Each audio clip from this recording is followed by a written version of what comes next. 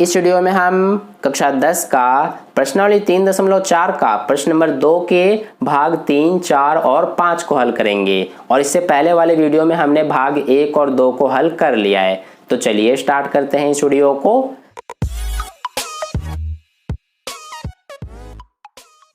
तो देखिए dear students, प्रश्न नंबर 2 में हमसे क्या कहा गया है, निम्न समस्याओं में रैखिक समीकरणों के युग्म बनाइए और उनके हल यदि उनका अस्तित्व हो विलोपन विधि से ज्ञात कीजिए। तो देखिए सबसे पहले हम तीसरे भाग को कर रहे हैं। इसमें हमसे क्या कहा गया है, 2 अंकों की संख्या के अंकों का योग 9 है। इस संख्या का 9 गुना संख्या के अंकों को पलटने से बनी संख्या का 2 गुना है, वह संख्या ज्ञात कीजिए। तो देखिए ये क्वेश्चन हमारा बहुत ही इंपॉर्टेंट है, ध्यान से समझना। इसमें हमसे संख्या पूछा गया है और जो संख्या है वो हमारा 2 अंकों से मिलकर बना है। तो मान लीजिए वो हमारी संख्या 16 है। अब देखिए इस 16 में जो ये 6 है ये हमारा इकाई का अंक होता है और जो ये 1 है ये दहाई का अंक होता है। तो सबसे पहले इसमें हम क्या करेंगे कि मान लेंगे। और इसमें हम क्या मानेंगे, देखिए यहाँ पर हम करते हैं। इसमें हम सबसे पहले मानेंगे कि जो हमारी संख्या है उस संख्या में इकाई के अंक को सबसे पहले मानेंगे।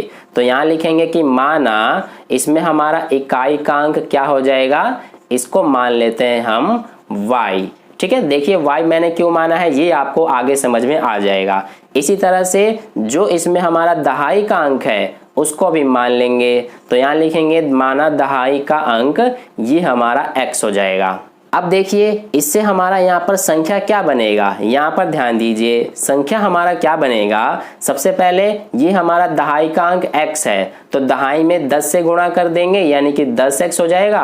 और इसमें हम इकाई के अंक को जोड़ देंगे यानी कि y को। तो 10x प्लस y ये हमारी संख्या हो गई। अगर आपको ये अच्छे से समझ में नहीं आया है तो देखिए यहाँ पर समझिए। मान लीजिए हमारे पास कोई एक संख्या है 35। अब इस 35 में ये 5 हमारा इकाई का अंक है और 3 हमारा दहाई का अंक है।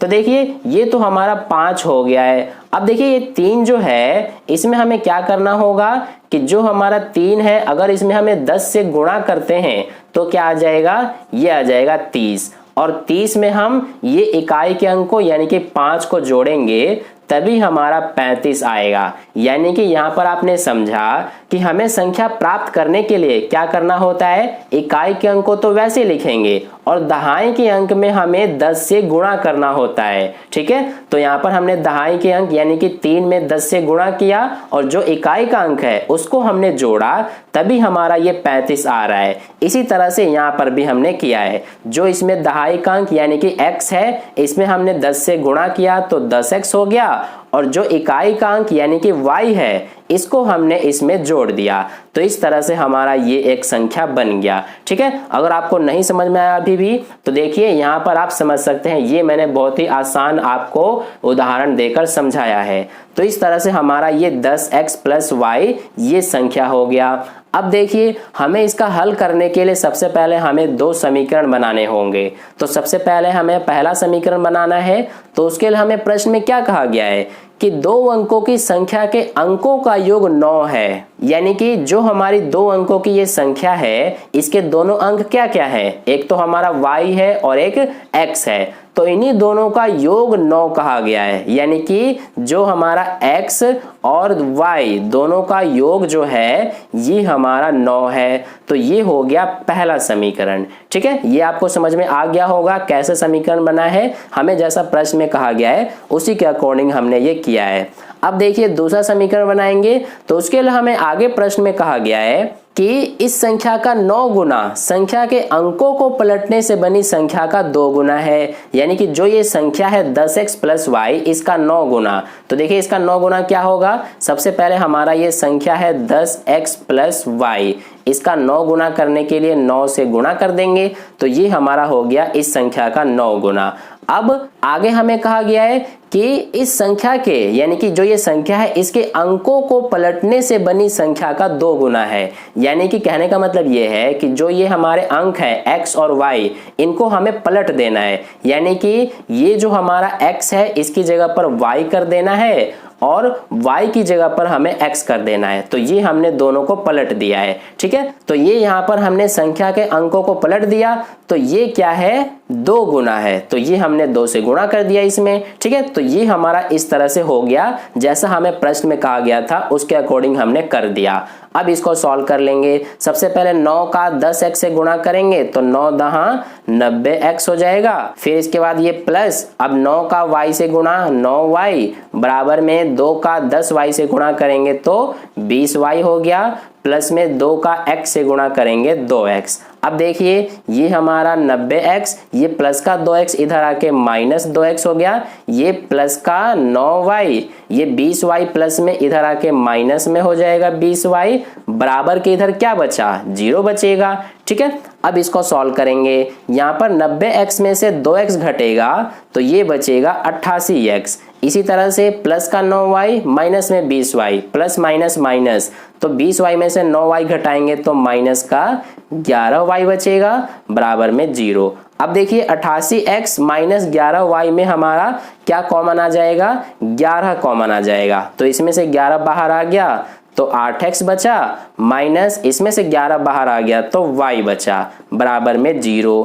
अब ये 11 इसमें गुणा है, ठीक है, तो इसको बराबर के इधर ले जाएंगे तो भाग हो जाएगा, तो इधर हमारा 8x माइनस y बचा बराबर में ये 11 से जब 0 को भाग करेंगे तो 0 ही आ जाएगा। तो ये हमारा हो गया दूसरा समीकरण, ठीक है। तो ये हमने 2 समीकरण बना लिए हैं, अब हम आसानी से हल कर लेंगे। ये हमें विलोपन विधि से करना है, तो देखिए सबसे पहले इसमें हम क्या करेंगे, पहले समीकरण को लिख लेते हैं x प्लस वाई बराबर 9 और दूसरा समीकरण हमारा 8x माइनस वाई बराबर 0 है। अब देखिए विलोपन विधि से करने के लिए हमें क्या करना होता है कि जो हमारी दोनों समीकरण हैं उसमें से किसी एक चर को हमें काटना होता है, यानी कि हटा देना होता है, और उसके लिए हमें क्या करना होता है कि निशान चेंज करना होता है। लेकिन यहाँ पर हमें निशान चेंज करने की जरूरत नहीं है, क्योंकि अगर हम निशान चेंज कर देंगे तो यहाँ पर हमारा चर नहीं कट पाएगा। देखिए अगर निशान नहीं चेंज करेंगे तो ये प्लस का y और ये माइनस का y हमारा कट जाएगा, ठीक है, इसलिए यहाँ पर हम निशान चेंज नहीं करेंगे।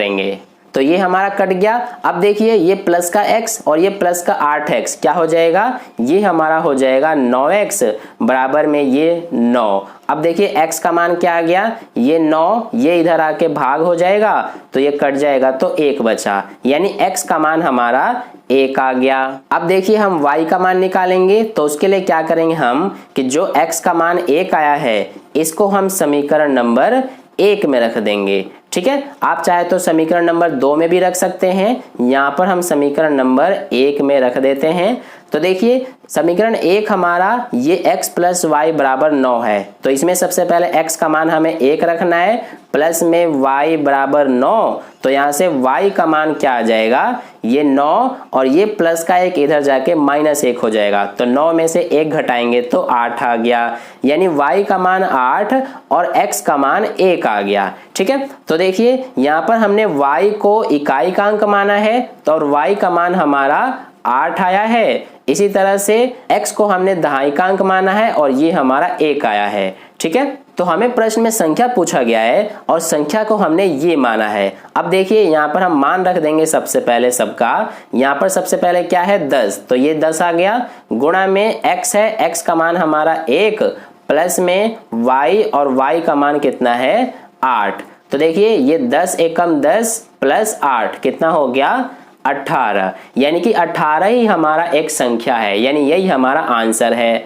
तो इस तरह से हमारा तीसरा भाग सॉल्व हुआ। अब चलिए इसी तरह से हम चौथे भाग को करेंगे। तो डियर स्टूडेंट्स चौथे भाग में हमें क्या कहा गया है, मीना 2000 रुपए निकालने के लिए एक बैंक गई। उसने खजांची से 50 रुपए तथा 100 रुपए के नोट देने के लिए कहा। मीना ने कुल 25 नोट प्राप्त किए। ज्ञात कीजिए कि उसने 50 रुपए और 100 रुपए के कितने कितने नोट प्राप्त किए। तो देखिए इसमें हमसे पूछा गया है कि 50 और 100 रुपए के कितने नोट प्राप्त किए। तो उसके लिए सबसे पहले हमें क्या करना होगा कि जो 50 और 100 रुपए के नोट हैं उनको हमें मान लेना है, ठीक है। तो यहाँ पर लिखेंगे हम कि माना जो 50 रुपए के कुल नोट है इसको मान लेते हैं हम x, ठीक है। तो ये हमने यहाँ पर लिखा इस तरह से। अब ऐसे ही हम 100 के भी कुल नोटों की संख्या मान लेंगे, तो लिखेंगे यहाँ पर कि माना 100 के कुल नोट, इसको मान लेते हैं y। अब देखिए यहाँ पर हम सबसे पहले हल करने के लिए दो समीकरण बनाएंगे। तो पहला समीकरण हमारा क्या बनेगा, इसके लिए हमें प्रश्न में कहा गया है कि मीना ने कुल 25 नोट प्राप्त किए।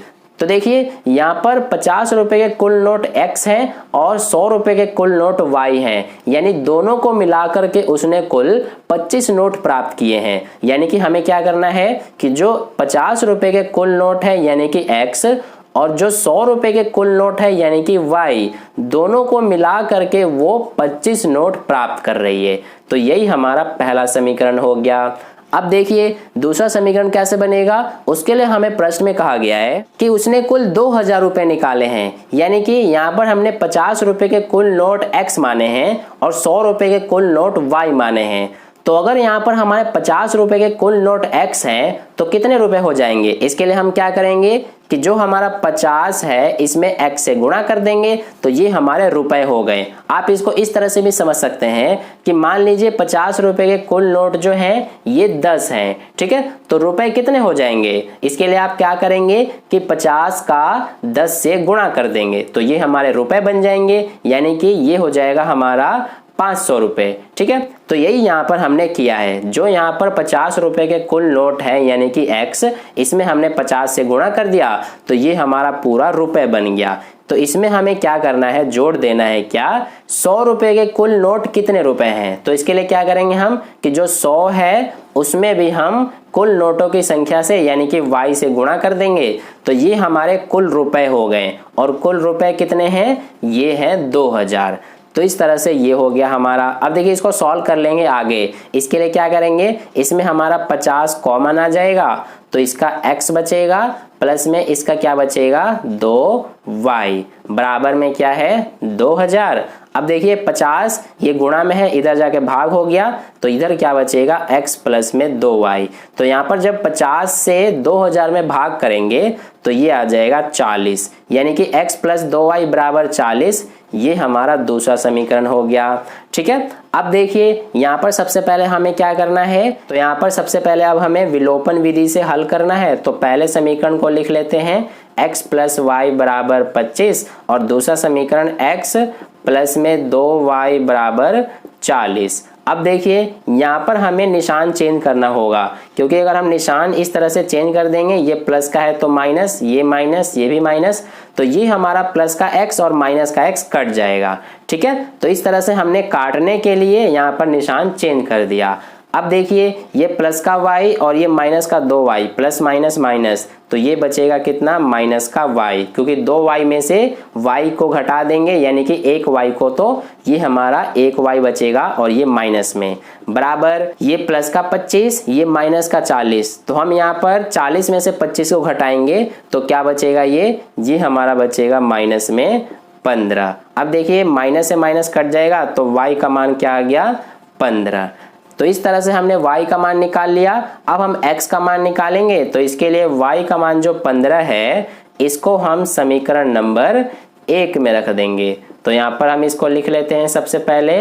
अब देखिए समीकरण 1 हमारा ये है, यानी कि x प्लस y है, y का मान हमारा 15 बराबर में 25। तो इस तरह से हमारा यहाँ पर x का मान क्या आ गया, ये प्लस का 15 इधर जाकर माइनस हो जाएगा, तो 25 में से 15 माइनस करेंगे तो 10 आ गया, यानी x का मान 10 और y का मान 15 आ गया। तो देखिए यहाँ पर हमने x क्या माना है, ये हमने 50 रुपए के कुल नोट माना है और ये हमारा x का मान क्या आया है 10, यानी कि 50 रुपए के कुल नोट 10 हैं और y हमने क्या माना है 100 रुपए के कुल नोट, और y का मान हमारा 15 आया है। यानी कहने का मतलब है कि 50 रुपए के कुल नोट 10 हैं और 100 रुपए के कुल नोट 15 है। तो यही हमारा आंसर हो जाएगा। ठीक है, तो इस तरह से चौथा भाग सॉल्व हुआ। अब चलिए पांचवें भाग को करते हैं। तो देखिए डियर स्टूडेंट्स, पांचवें भाग में हमसे क्या कहा गया है, किराए पर पुस्तक देने वाले किसी पुस्तकालय का प्रथम 3 दिनों का एक नियत किराया है तथा उसके बाद प्रत्येक अतिरिक्त दिन का अलग किराया है। सरिता ने 7 दिनों तक एक पुस्तक रखने के लिए 27 रुपए अदा किए, जबकि सुशी ने एक पुस्तक 5 दिनों तक रखने के लिए 21 रुपए अदा किए। नियत किराया तथा प्रत्येक अतिरिक्त दिन का किराया ज्ञात कीजिए। तो देखिए इसमें हमसे नियत किराया और प्रत्येक अतिरिक्त दिन का किराया पूछा है, तो वो हमें नहीं पता है, तो उसको सबसे पहले हम मान लेंगे। तो यहाँ लिखेंगे सबसे पहले कि माना जो नियत किराया है इसको हम क्या मान लेंगे, ये मान लेते हैं x रुपए। इसी तरह से जो प्रत्येक अतिरिक्त दिन का किराया है उसको भी मान लेंगे, तो लिखेंगे माना प्रत्येक अतिरिक्त दिन का किराया, और इसको हम क्या करेंगे कि y रुपए मान लेंगे। अब देखिए यहाँ पर सबसे पहले हमें दो समीकरण बनाने होंगे। तो पहला समीकरण क्या बनेगा, इसके लिए हमें कहा गया है कि सरिता ने 7 दिनों तक एक पुस्तक रखने के लिए 27 रुपए अदा किए हैं। तो देखिए 7 दिनों तक सरिता ने पुस्तक रखा। अब 7 दिनों में से जो हमारा ये नियत किराया है ये कितने दिनों का है, ये हमारा 3 दिनों का नियत किराया है। ठीक है, तो ये तो हमारा x रुपए हो गया 3 दिनों का, यानी कि नियत किराया हो गया 3 दिनों का x रुपए। अब इसमें हमें जोड़ देना है क्या, प्रत्येक अतिरिक्त दिन का किराया को। तो देखिए उसने कुल 7 दिनों तक पुस्तक को किराए पर लिया है, जिसमें से 3 दिनों का तो ये हमारा नियत किराया का हो गया, बाकी बचे 4 दिन। तो अगर प्रत्येक अतिरिक्त दिन का किराया y रुपए है तो 4 दिन का क्या हो जाएगा, ये हो जाएगा हमारा 4y। तो इसके लिए कुल कितने रुपए अदा किए सरिता ने, 27 रुपए। तो ये हमारा इस तरह से हो गया पहला समीकरण। अब देखिए अगर आपको अच्छे समझ में नहीं आया तो मैं दोबारा समझाता हूँ। ये हमारा यहाँ पर जो x है ये नियत किराया है और नियत किराया हमारा 3 दिनों का है। ठीक है, तो ये तो हो गया 3 दिनों का। अब बाकी बचे 4 दिन, क्योंकि सरिता ने 7 दिनों के लिए किराए पर लिया है पुस्तक को। तो देखिए प्रत्येक अतिरिक्त दिन का किराया अगर y रुपए है तो 4 दिन का किराया क्या हो जाएगा, 4y। तो ये हमारा कुल मिलाकर कितने रुपए हैं, 27 रुपए, यानी कि 27 रुपए सरिता ने अदा किए हैं 7 दिनों के लिए। तो ये हो गया पहला समीकरण।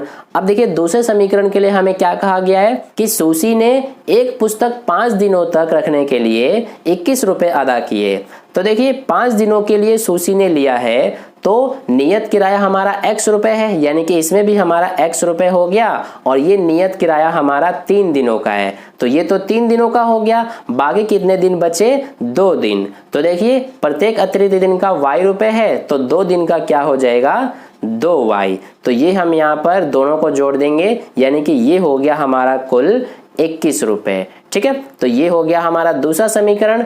अब देखिए हम इसको यहीं पर सॉल्व कर लेते हैं। ये यहाँ पर सबसे पहले हम निशान चेंज करेंगे, ये माइनस, ये भी माइनस, ये भी माइनस, तो ये तो कट जाएगा, प्लस का x माइनस का x। ठीक है, अब देखिए प्लस का 4y माइनस का 2y, तो 4y में से 2y घटेगा तो 2y बचेगा, बराबर में 27, और ये माइनस में 21 है, तो 27 में से 21 घटाएंगे तो 6 बचेगा। तो y का मान क्या आ गया, 3, क्योंकि 2 से 6 को भाग करेंगे तो 3 आ गया। तो ये हमने y का मान निकाल लिया। अब हम निकालेंगे x का मान। तो यहाँ पर लिखेंगे सबसे पहले कि जो y का मान 3 है इसको हम समीकरण नंबर 1 में रख देंगे। आप चाहे तो समीकरण 2 में भी रख सकते हैं, आपकी मर्जी है। तो देखिए समीकरण 1 में रखने पर हमें क्या मिलेगा, समीकरण 1 हमारा ये है, यानी कि x प्लस में 4y है, y का मान 3 बराबर में 27। तो ये हमारा x बराबर क्या आ जाएगा, 4 तिया 12, 12 इधर जाके माइनस हो जाएगा, तो 27 में से 12 माइनस करेंगे तो ये आ जाएगा 15, यानी कि x का मान 15 और y का मान 3 आ गया। तो देखिए x हमने क्या माना है, ये हमने नियत किराया माना है। तो यहाँ पर जो हमारा नियत किराया है ये 15 रुपए है, और y हमने क्या माना है, प्रत्येक अतिरिक्त दिन का किराया, और y 3 आया है, यानी कि प्रत्येक अतिरिक्त दिन का किराया हमारा 3 रुपए है। तो इस तरह से हमारा 5वां भाग सॉल्व हुआ। तो इसी के साथ प्रश्न नंबर 2 का हल कंप्लीट हुआ। आई होप आपको वीडियो अच्छा लगा है। अगर वीडियो अच्छा लगा है तो लाइक कर देना, अपने दोस्तों के साथ शेयर कर देना, और पहली बार वीडियो को देख रहे हैं तो चैनल को सब्सक्राइब करके बगल में जो बेल आइकन आता है उस पर ऑल वाले पे क्लिक कर लेना, ताकि नेक्स्ट वीडियो जैसे ही अपलोड की जाए उसका नोटिफिकेशन सबसे पहले आपको मिले। मिलते हैं अगली वीडियो में, धन्यवाद।